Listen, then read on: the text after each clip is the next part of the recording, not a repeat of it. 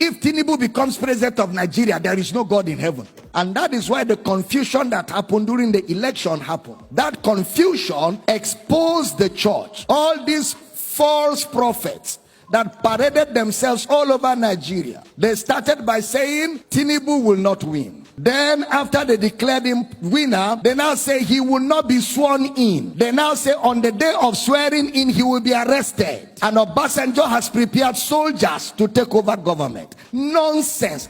Even their minds is corrupted. And that is why we keep saying, calm down, let's teach you Bible. You call us heretics. Let ignorance disgrace you before the world. Some churches fasted and prayed for Tinubu to die. The man is your commander-in-chief. Deal with that.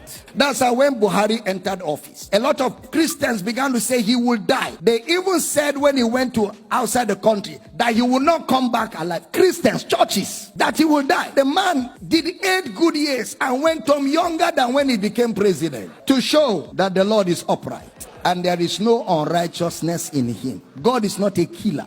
And with these false prophecies, they have destroyed the faith of many people. Because many people fasted and prayed sincerely that Tinubu should die. And their God traveled. So now if you ask them to pray, they are not sure God will answer. They have eroded their faith. They have shipwrecked their faith because of lack of understanding that there's a difference between the kingdom of God and the kingdom of this world. How many of you remember I told you that this thing, God is not involved? Did I tell you that? It's a contest. It's a competition amongst men. And in a competition, men set the rules. In a competition, men draw the borderlines. In a competition, men judge the competition. And in a competition, men announce the winner of the competition. True or false? Anything that a man will set the rule cannot be God. God is not a man. Your elections, the rules are set by men. Your constitution is drawn by men. It's not Bible. It's not God. It cannot be God. God does not install presidents. God does not install presidents. Men vote who should rule them. There's a process that is set by men, and men will determine who wins,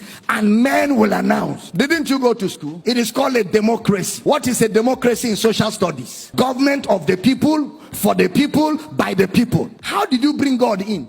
The government of God is a theocracy. You didn't hear what I said.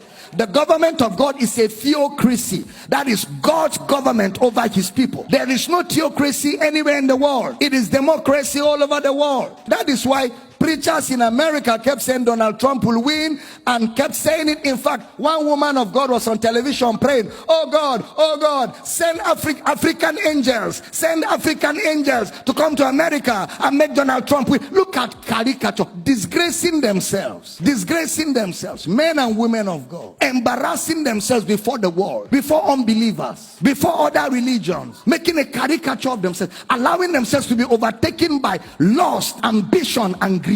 All of us want Nigeria to be better, including myself. I want a better Nigeria. I want a great Nigeria. I want us to have the best of government. I want us to have development. I desire it so greatly. But it can never be the kingdom of God. It can never be.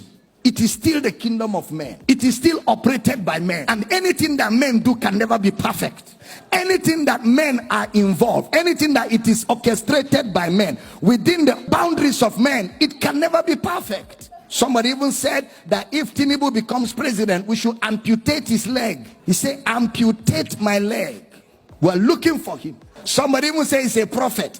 Look at that charlatan. That's a charlatan. That's what? A charlatan. Some churches, even pastors, stood on the pulpit and said, vote for this man. This man is the will of God. Let's fast and pray. How can a pastor be partisan?